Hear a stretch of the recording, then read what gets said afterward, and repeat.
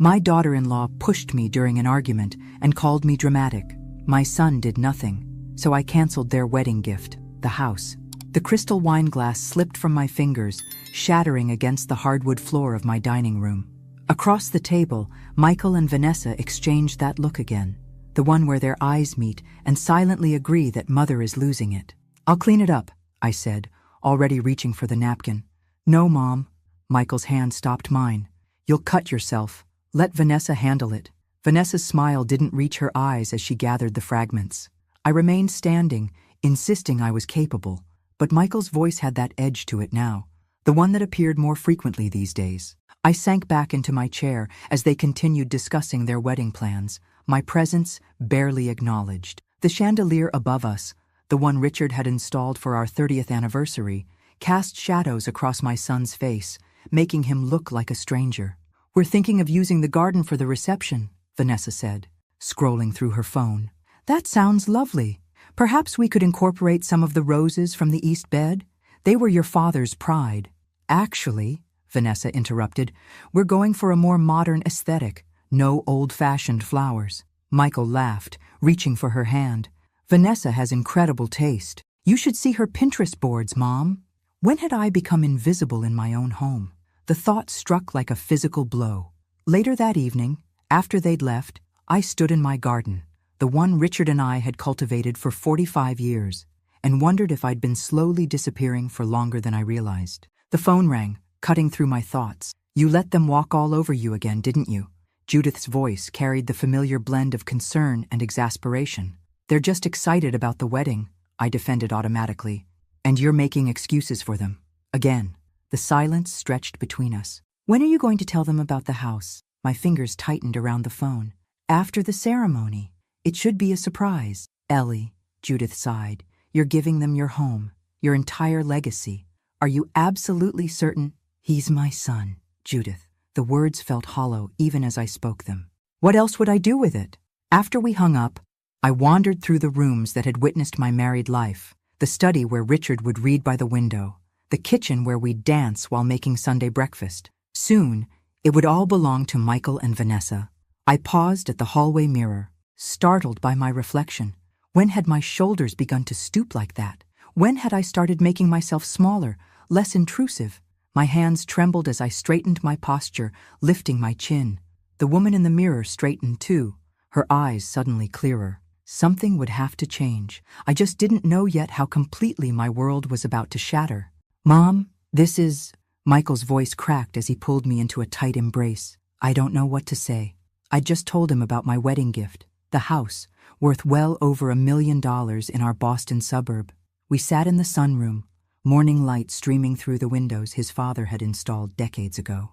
"You don't need to say anything," I smiled. "Just promise me something?" "Anything. Let's keep this between us until after the ceremony. I want it to be a special surprise." He nodded eagerly, eyes bright with excitement. "Of course, absolutely. And Michael, I hope I'll always have a place here." "Mom!" "Stop." He squeezed my hand. "This will always be your home, too. Always." Later that week, I stood on the sidewalk outside Michael's condo, a homemade lasagna cooling in my hands. I'd called twice to let him know I was coming, but he hadn't answered. His car was in the driveway. I knocked, waiting in the late afternoon sunlight. When no one answered, I tried the door, unlocked. I stepped into the foyer, voices drifting from the living room. "The first thing to go will be all those ancient curtains," Vanessa's voice, "and that hideous china cabinet." "Whatever you want, babe," Michael's reply. "I'm thinking we convert that little room in the back for your mom, just until we find somewhere more appropriate for someone her age." I froze, the lasagna suddenly heavy in my hands.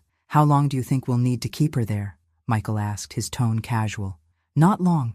My cousin's mother moved to Sunny Pines last year. They have openings all the time." The dish slipped from my fingers, shattering against the marble entryway. Tomato sauce splattered across the white tiles. "Hello?" Vanessa called out. "Who's there?" I fled before they could see me, heart hammering against my ribs as I hurried to my car. My hands shook so badly I could barely insert the key in the ignition. That night, I sat alone in my kitchen, the phone beside me. 3 times I picked it up to call Judith. 3 times I set it down again. "They didn't mean it," I whispered to the empty room, Richard's absence suddenly more acute than it had been in years. There must be an explanation. But even as I formed the words, I knew I was lying to myself. The truth was there in Vanessa's dismissive tone, in my son's casual agreement, in the way they discussed me as a problem to be solved rather than a person to be considered. When my phone lit up with Michael's name, I let it ring through to voicemail.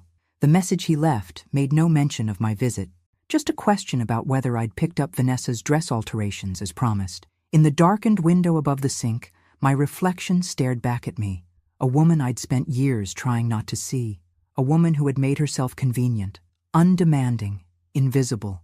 No more, I whispered to her, watching as something shifted in her eyes, something that looked remarkably like resolve. You need to see this. Judith slid a folded brochure across the cafe table, her expression grave. I recognized it immediately. Sunny Pines Retirement Community, the same place Vanessa had mentioned to Michael. Inside were handwritten notes in the margins, calculations of monthly costs, and a floor plan with a small unit circled in red. Where did you get this? My voice sounded distant, even to my own ears. Margaret's daughter works in their office. She saw Michael and Vanessa touring the place last week. They put down a deposit, Ellie. The cafe chatter faded to white noise around me. I took a careful sip of my tea, willing my hand not to tremble. Perhaps they're just exploring options, I suggested weakly. For the future. Judith's eyes narrowed. They scheduled a move-in date for next month, 2 weeks after the wedding. Something cold and final settled in my chest. You've been right all along. I take no pleasure in it, she replied, reaching for my hand. What will you do? Before I could answer, my phone chimed with a text from Catherine Mills, my former colleague from the English department. We'd reconnected recently after years of sporadic contact. I need to verify something first, I said, gathering my purse. Will you come with me to Michael's? He'd given me a key for emergencies years ago. I'd never used it before today. Michael's condo was empty, as expected. He and Vanessa were at a cake tasting across town. I went straight to his home office while Judith kept watch. This feels wrong, I murmured, hesitating before his laptop. What they're doing is wrong, Judith countered. You have a right to know. I entered his password, Richard's birthday, the same code he'd used since college. It took only minutes to find what I was looking for, a thread between Michael and Vanessa, discussing me. We just need to get through the wedding, Vanessa had written. Once the house is ours, we can talk her into Sunny Pines. She's getting forgetful anyway. Michael's response made my blood run cold.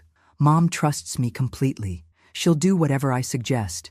Besides, she can afford the premium package with her investments. I scrolled further, finding a detailed accounting of my finances, information I'd shared with Michael after Richard died, believing he needed to know in case something happened to me. Now he was using it to calculate exactly how much they could extract before shuffling me off to a facility. Oh, Eleanor, Judith whispered, reading over my shoulder. I closed the laptop with shaking hands. Let's go. Outside, spring sunshine mocked the winter that had settled in my heart. We drove in silence back to my home, the home I'd nearly given away to people who saw me as nothing but a resource to be drained and discarded. What now? Judith asked as we sat in my driveway. I stared at the house Richard and I had filled with 4 decades of memories. The rose bushes needed pruning. The porch needed painting. Now, I said, a strange calm washing over me. I need to make a call. I reached for my phone and dialed a number I'd looked up that morning. Daniel Peterson's office. How may I help you? This is Eleanor Thompson. I need to speak with Daniel about my property and estate. You look different, Michael remarked, eyeing me across the dining table. Did you change your hair? Just trying something new, I replied, touching the soft waves my stylist had suggested. Vanessa studied me with narrowed eyes. It's youthful. 10 days until their wedding. The atmosphere crackled with unspoken tension as I served the roast I'd prepared, Richard's favorite recipe. I've been thinking about the future, I began carefully, refilling their wine glasses. About my place in this house after you two are married. Michael's fork paused halfway to his mouth. What about it? I just want to make sure I'll always be welcome here. Vanessa set down her glass with a sharp click. Eleanor, you can't seriously expect to live with us indefinitely. Vanessa, Michael started. No, Michael, we need to be honest. She turned to me, her smile thin. Eleanor, we love you, but newlyweds need their space. Of course, I said mildly. I just thought, Given that I'm giving you the house, you told her? Vanessa whipped toward Michael, her voice rising. It slipped out, he muttered, not meeting her eyes. I see. I took a deliberate sip of water. So, you both know about my wedding gift. We're incredibly grateful, Mom, Michael rushed to say. Then perhaps you could explain something. I reached into my pocket and withdrew the Sunny Pines brochure. Why are you planning to move me into assisted living 2 weeks after the wedding? The color drained from Michael's face. Vanessa's eyes darted between the brochure and my face, calculating. Where did you get that? She demanded. Does it matter? Is it true? Michael recovered first. Mom, it's not what you think. I read your emails, I cut in, my voice steady, despite the thundering of my heart. About how I trust you completely, about how I'll do whatever you suggest. You went through my private correspondence? Michael's voice rose in indignation. You calculated how to exploit my finances, I countered. Vanessa stood abruptly, her chair scraping against the floor. This is ridiculous. We were exploring options for your future care. By discussing how long you'd have to put up with the old lady? I quoted from memory, watching her face contort. You're twisting everything. She slammed her palm on the table. This is why we need to have these conversations. You're becoming paranoid. I am neither paranoid nor forgetful. Look at you, she gestured wildly. Playing detective, spying on us. Vanessa, please, Michael interjected, reaching for her arm. She shook him off, advancing toward me. You've always been like this. Manipulative. Using the house to control Michael.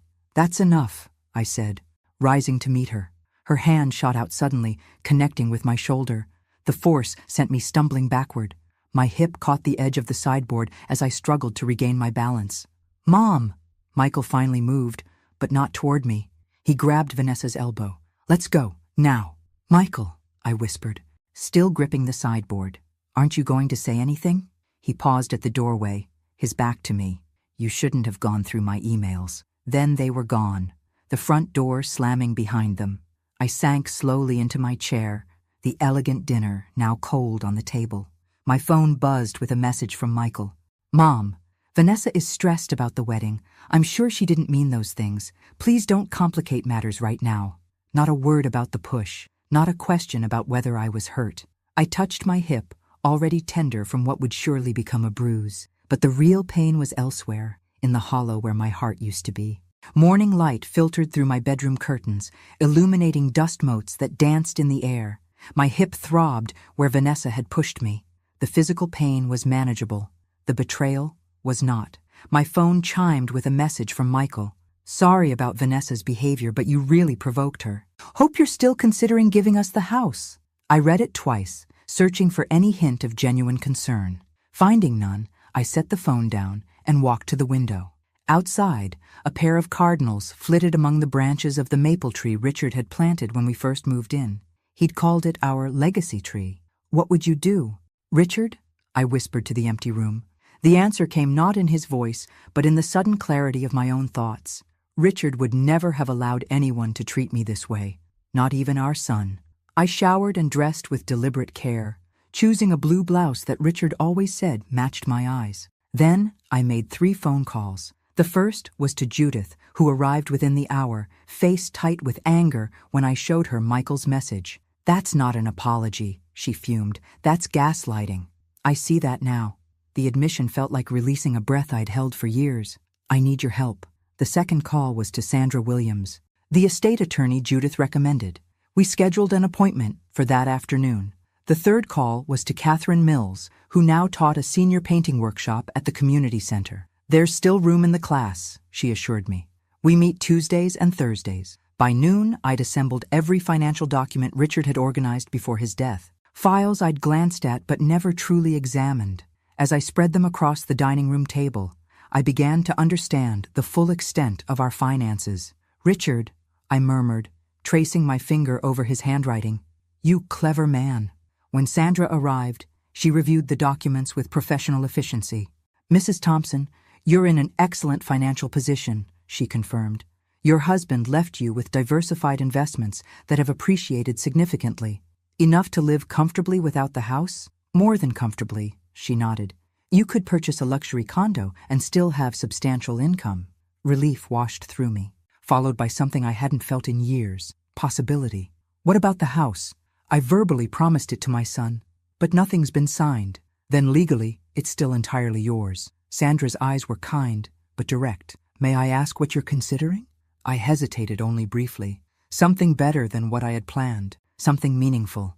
That evening, as sunset painted my garden in amber and gold, I sat with Judith on the porch swing Richard had built. For the first time, I didn't rush to defend Michael when she expressed her outrage. It's not about revenge, I explained, watching a hummingbird dart among the flowers. It's about finally recognizing my own worth. About damn time, Judith said, raising her wine glass in a toast. I clinked my glass against hers, feeling a strange lightness unfurling within me. To new beginnings. The art studio smelled of turpentine and possibility. Afternoon light streamed through tall windows, illuminating canvases in various stages of completion. Catherine greeted me warmly, introducing me to the class as one of the most insightful minds from my teaching days. I haven't painted since college, I confessed, eyeing the blank canvas before me. The technique comes back, she assured me. Like riding a bicycle. She was right. My first brushstrokes were hesitant, but muscle memory gradually returned. By the end of the session, I'd produced a simple landscape that captured the view from my kitchen window. There's real feeling in this, Catherine noted. You've been holding back a lot, haven't you? That night, Michael called for the first time since the confrontation. 5 days of silence broken by casual conversation, as if nothing had happened. Mom, you've been hard to reach lately. I've been busy, I replied, washing my brushes at the kitchen sink. With what? I've taken up painting again. And I'm meeting with financial advisors about my investments. Investments? His voice sharpened. What investments? Your father left me well provided for. I'm learning to manage everything properly. A pause. That's great. Listen, about the house. We'll discuss that after the wedding, I interrupted smoothly. How are the preparations coming along? The next week passed in a flurry of activity. I toured 3 luxury condominiums near the university district, put a deposit on my favorite, and met with Sandra to draft new estate documents. I also visited an upscale salon, emerging with a stylish bob that framed my face and emphasized my cheekbones. I hardly recognize you, Judith exclaimed when I met her for lunch afterward. Through Caroline Turner, an ex-student now running a foundation for vulnerable women, I learned about the shortage of transitional housing for older women facing family estrangement. We spent hours discussing how a property like mine could be repurposed. Would you consider serving on our advisory board? Caroline asked. Your perspective would be invaluable. 2 days before the wedding, I stood in my closet considering what to wear for the rehearsal dinner. My eyes fell on a midnight blue dress I'd purchased for my last anniversary with Richard, but never wore after his death. I slipped it on, surprised to find it still fit perfectly. The woman in the mirror looked elegant, composed, and unmistakably present, no longer invisible. My phone buzzed with a text from Michael. Reminder, rehearsal dinner tomorrow at 7. Please don't bring up the house issue there. I smiled at my reflection, typing a simple reply, looking forward to it. What Michael didn't know, couldn't possibly imagine, was exactly what awaited him after the honeymoon. The thought no longer filled me with anxiety, but with a serene certainty that I was, at last, doing the right thing. Not just for others, for myself. The string quartet played softly as guests mingled on the country club lawn. My midnight blue dress drew appreciative glances from those who hadn't seen me since Richard's funeral. I moved through the crowd with newfound confidence, engaging effortlessly with old friends. Eleanor Thompson? I almost didn't recognize you. Margaret Williams embraced me warmly. You look absolutely radiant. Across the garden, Michael watched me with undisguised bewilderment. The mother he knew, unassuming, accommodating, practically invisible, had been replaced by this poised woman commanding attention without seeking it. Vanessa materialized at my elbow during the cocktail hour, her smile brittle as she linked her arm through mine. Eleanor, you look so different. I love what you've done with your hair. A fresh start, I replied pleasantly. Change can be so invigorating, don't you think? Speaking of changes, she lowered her voice. Michael mentioned you've been discussing the house with lawyers. Just getting my affairs in order. Everything will be settled soon after you return from your honeymoon. I've planned a special lunch to finalize everything. Relief flooded her features. That's wonderful news. I was worried after our misunderstanding. Ancient history, I assured her, gently extracting my arm from her grip. "If you'll excuse me." I see Catherine waving me over. As I walked away, I felt Vanessa's eyes boring into my back. She was recalculating, trying to reconcile this new version of Eleanor with the compliant woman she'd expected to manipulate. The evening progressed smoothly. I danced with several old friends, including Daniel Peterson, whose legal expertise had proven invaluable. When the father-son dance was announced, I felt a momentary pang for Richard's absence. Later, Michael approached me by the dessert table. "Mom, you seem different tonight." "Do I?" I selected a chocolate-dipped strawberry. "Everyone's talking about it. About you." "People do love to talk," I agreed mildly. "Vanessa mentioned you're planning a lunch after our honeymoon? To discuss the house?" I met his gaze directly. "Yes, 3 weeks from tomorrow. I have everything arranged." Relief washed over his features. "That's great. I was worried after. You know, the night Vanessa pushed me, when you left without checking if I was hurt?" He flinched. "Mom, that's not fair." She was upset, as was I. I touched his arm gently. "But let's not dwell on unpleasantness before your wedding." "Thanks, Mom." He hesitated, then added awkwardly, "You really do look nice tonight." After returning home, I walked through each room of the house, my fingers trailing over familiar surfaces. Tomorrow, I would meet with Sandra to finalize the paperwork for donating the property to Caroline's foundation. The process would take months to complete, but the initial documents would be signed before Michael and Vanessa returned from their honeymoon. In Richard's study, I opened his favorite book of poetry, finding the passage he'd often read aloud. "The time will come when, with elation, you will greet yourself arriving at your own door."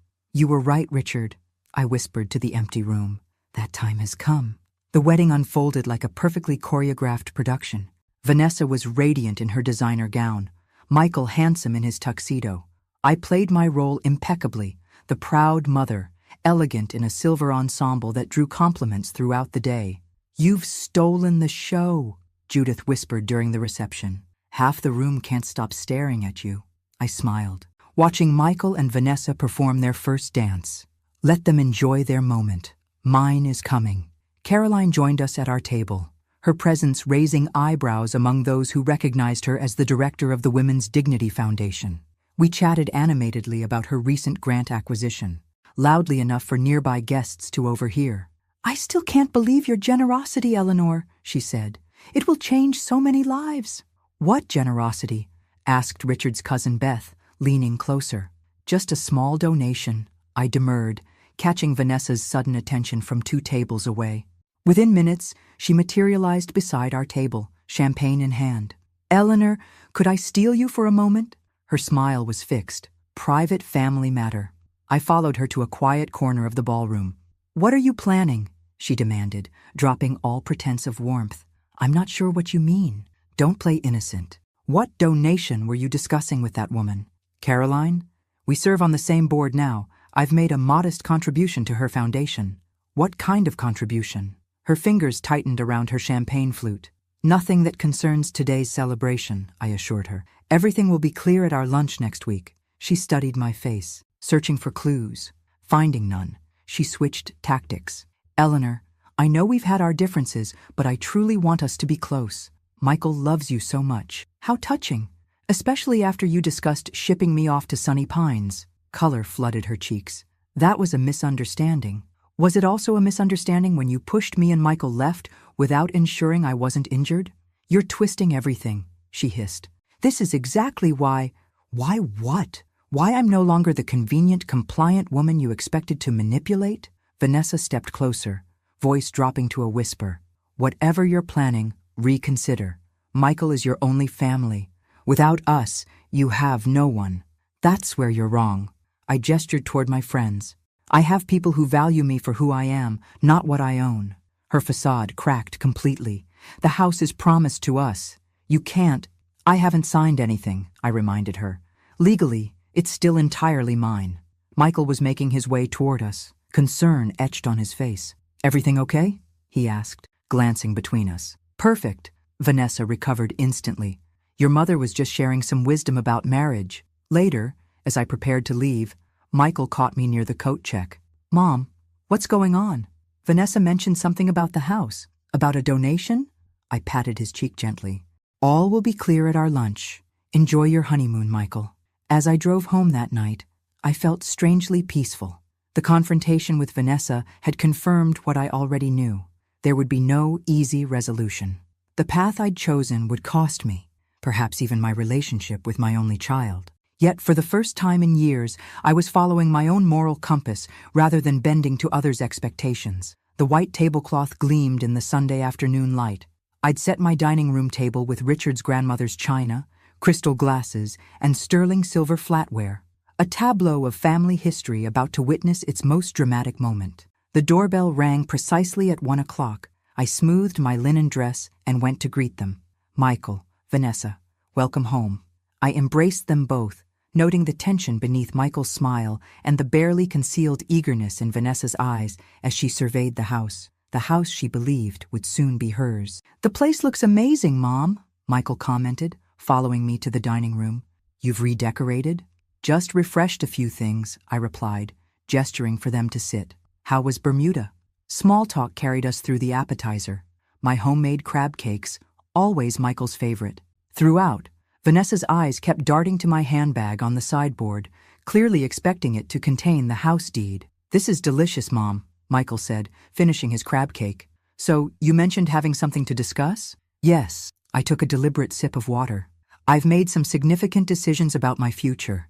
And this house." Vanessa leaned forward slightly, her fork forgotten. "As you know, this property holds tremendous sentimental value for me. Every corner holds memories of your father, of our life together." "Of course," Michael nodded. "That's why we'll preserve—" "Please, let me finish." I held up my hand gently. "After careful consideration, I've decided the house should continue to serve a meaningful purpose." I reached for a folder beside my plate and slid out several documents, laying them on the table. 2 weeks ago, I signed the preliminary paperwork to donate this property to the Women's Dignity Foundation. Silence. Complete thunderstruck silence. Vanessa recovered first. "What?" The word emerged as a strangled whisper. "The foundation will convert the house into a transitional living center for women over 60 facing family estrangement. It will be named the Richard Thompson Memorial Home." Michael's face had drained of color. "Mom, this is a joke, right?" "No, Michael. It's a legally binding arrangement." I pushed the documents toward them. "The final transfer will be completed in approximately 6 months. Vanessa exploded from her chair. "You manipulative old witch! You promised us this house." "I reconsidered after discovering your plans to ship me to Sunny Pines." "That's not—" Michael began weakly. "Don't lie to me," I cut him off. "I saw the brochures. I read your emails." Vanessa's face contorted with rage. "You're doing this out of spite." "No, Vanessa. I'm doing this because it's the right thing. This house deserves to shelter people who truly need it." "What about us?" Michael's voice cracked. "We were counting on this." "That was premature," I observed, "especially since nothing was ever finalized." "We'll contest this," Vanessa spat. "You're clearly not mentally competent." I slid another document across the table. "My complete psychological evaluation, conducted last month. I'm perfectly sound of mind." Michael stared at me, as if seeing a stranger. "Where will you live?"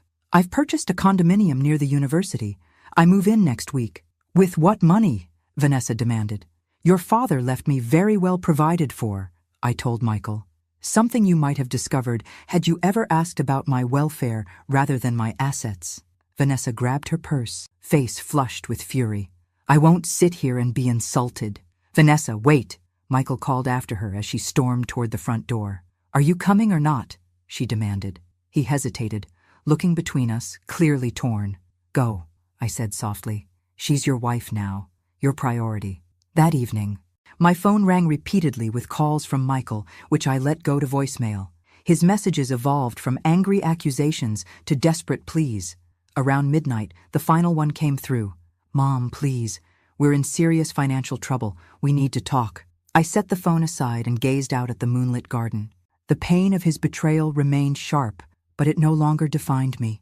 The next 3 months unfolded like a complex chess match. As expected, Michael and Vanessa launched a campaign to reverse my decision, beginning with thinly veiled threats of legal action. "They don't have grounds," Sandra assured me during our weekly meeting. "The psychological evaluations and documented evidence have effectively closed those avenues." When legal intimidation failed, Vanessa shifted to more insidious tactics. Rumors began circulating about my failing mental health. She even approached Richard's brother, attempting to convince him to intervene. What Vanessa hadn't anticipated was the network I'd built. Former colleagues, students, and friends rallied around me, countering her narrative with their own observations of Michael and Vanessa's treatment of me over the years.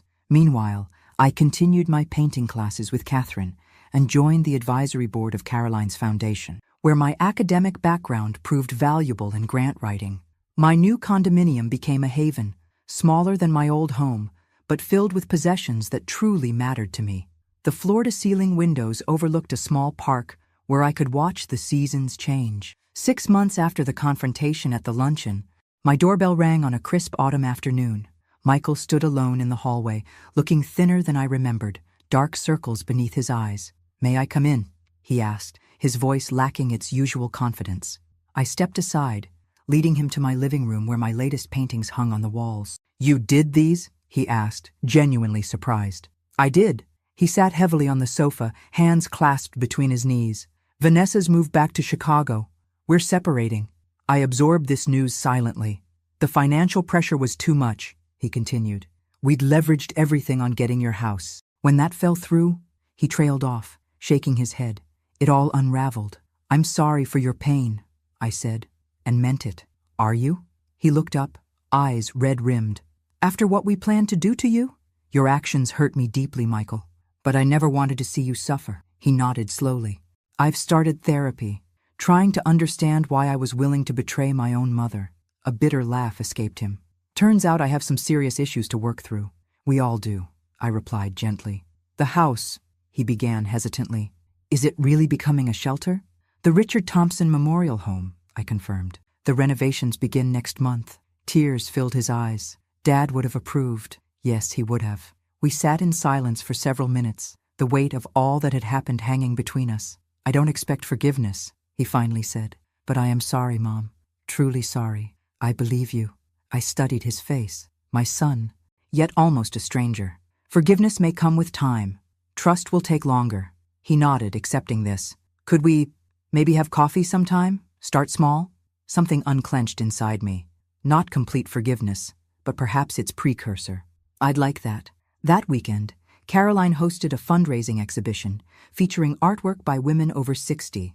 2 of my paintings were displayed, including a landscape of the garden I'd soon leave behind. To my surprise, both sold before the evening ended. As autumn deepened toward winter, I began visiting the house regularly to oversee renovation plans. Each time, I left feeling more certain of my decision. The rooms that had witnessed my invisibility would soon shelter women reclaiming their own power. Michael and I met for coffee every few weeks, awkward at first, then gradually more natural. He'd taken a job with a nonprofit housing organization, a far cry from his previous position. "It pays less," he admitted, "but I sleep better." Transformation, I was learning, came in many forms, sometimes through dramatic confrontation, sometimes through quiet daily choices. One year after I'd first revealed my plans for the house at that fateful lunch, I stood on the front porch of what had once been my home, watching as Caroline cut the ceremonial ribbon stretched across the entrance. Applause erupted from the gathered crowd, foundation supporters, community members, and the first residents who would move in the following week. "I declare the Richard Thompson Memorial Home officially open," Caroline announced, her voice carrying across the garden where chairs had been arranged for the dedication ceremony. Judith squeezed my hand as photographers captured the moment. The renovations had transformed the interior while preserving the home's character. What had once been the formal dining room was now a communal kitchen. The master bedroom had become a counseling office. The library remained largely unchanged, its shelves now stocked with resources on financial literacy and legal rights. Most meaningful to me was the sunroom, now an art studio where I would teach weekly painting classes to residents. My life had come full circle in the most unexpected way. As guests toured the facility, I noticed a familiar figure hanging back at the edge of the gathering. Michael, looking uncertain but determined, held a small wrapped package. "I wasn't sure if I should come," he said when I approached. "I'm glad you did." And I was, I realized with mild surprise. Our relationship had slowly mended over the past year, not to what it had been, but to something perhaps healthier. His therapy had revealed patterns stemming from his childhood, and my own work with a counselor had helped me understand my role in enabling his sense of entitlement. "I brought something for the house," he said, offering the package. Inside was a framed photograph of Richard in his garden, smiling as he tended his beloved roses. "For the entryway," Michael explained, "so everyone who comes here knows whose spirit guides this place." Tears pricked my eyes. "It's perfect." Later, as the celebration continued, I found myself standing in what had once been my bedroom, now a cozy sitting area for residents. Through the window, I could see the garden where Richard's roses still bloomed, now tended by a local horticultural therapy program. "Quite a transformation," a voice said behind me. I turned to find Judith, 2 champagne flutes in hand. "The house or me?" I asked, accepting a glass. "Both." She clinked her glass against mine. "Though I always knew you had this in you." "Did you?" "Because I certainly didn't. That's what happens when you spend decades making yourself smaller for other people's comfort. You forget how big you really are." Michael approached, hesitantly joining our conversation. He had been volunteering at the center once a week, helping residents with financial literacy, his way of making amends, not just to me, but to all women who had been devalued. As evening approached and guests began to depart, Carolyn gathered everyone for a final toast. "To Eleanor Thompson," she said, raising her glass, "who taught us all that it's never too late to reclaim your power, your purpose, and your voice." Faces turned toward me, friends old and new, women who would soon call this place home, even Michael, standing respectfully at the back of the room. "And to Richard," I added, raising my own glass, "who always saw me clearly even when I couldn't see myself." Later that night, in the quiet of my condominium, I stood before my newest painting, a self-portrait unlike any I'd done before. In it, I wasn't looking at the viewer, but gazing toward a distant horizon, my expression one of peaceful anticipation. At 77, I had finally discovered that life's most profound transformations often come when we least expect them, not in our youth, but in moments when we're finally brave enough to see ourselves clearly and stand firmly in our truth. The betrayal that had nearly broken me had instead become the catalyst for my rebirth. Thanks for listening. Don't forget to subscribe and feel free to share your story in the comments. Your voice matters.